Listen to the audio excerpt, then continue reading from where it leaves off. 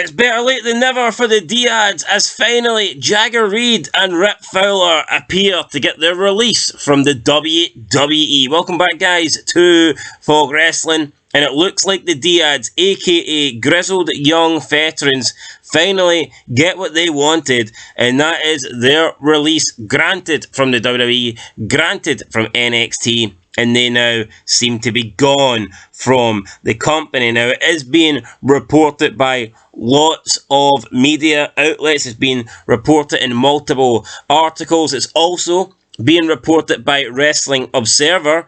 Dave Meltzer, however, he reported the same thing back in April.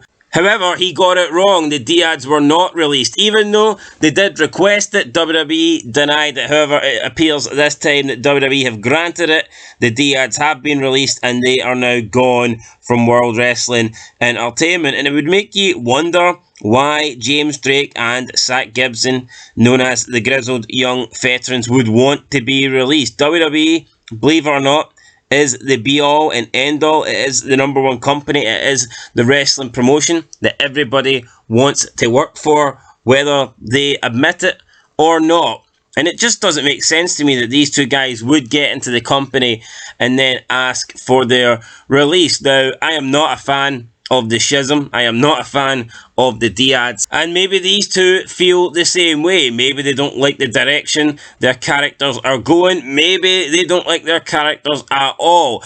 I do think there's a little bit of potential in Joe Gacy. However, I think the Schism has completely derailed that. I think he did a lot better on his own, especially when he had Harland at the beginning. This is a guy that was challenging for the world title. He was competing against Braun Breaker for the NXT Championship, and ever since then, he has been pretty much relegated to this jobber faction, let's be honest, like a really, really poor man's rip-off of the Judgment Day, and that's how you know you're bad. Then you look at Joe Gacy, put on an incredible amount of weight, just looks like an absolute fat slob in the ring. So when your leader's Joe Gacy, I don't really think the stable and faction can go far. Then you add in The Rock's daughter, and it's like she just does seem completely out of place. The Rock's daughter does not suit being in this faction, and it's just a mess. Yeah, so I never liked the Schism. I never thought the Schism were good, and maybe Grizzled Young Veterans didn't want to be a part of it. Maybe they don't want to be the Dyad'S. Maybe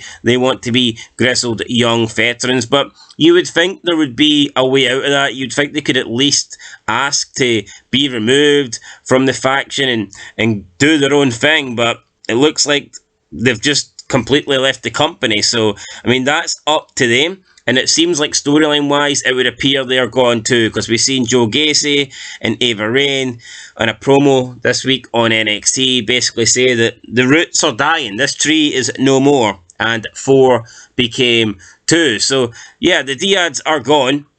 Who knows what's up for them next? I mean, Impact Wrestling, AEW, I heard they are hiring. I mean, let's be honest, Tony Khan is always hiring. If you're coming for the WWE, I mean, this guy will get you a blank checkbook and basically let you write as many zeros as you possibly want. So maybe that's what's got their attention. Maybe they now know that here, we can make money in AEW. Do I think it's a tag team that Tony Khan will sign? Yes.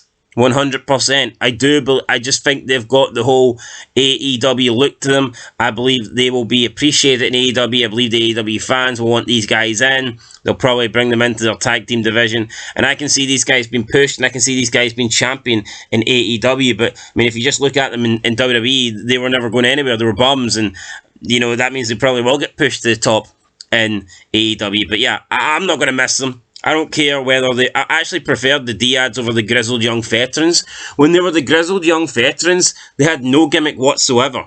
So what's better, no gimmick or a bad gimmick?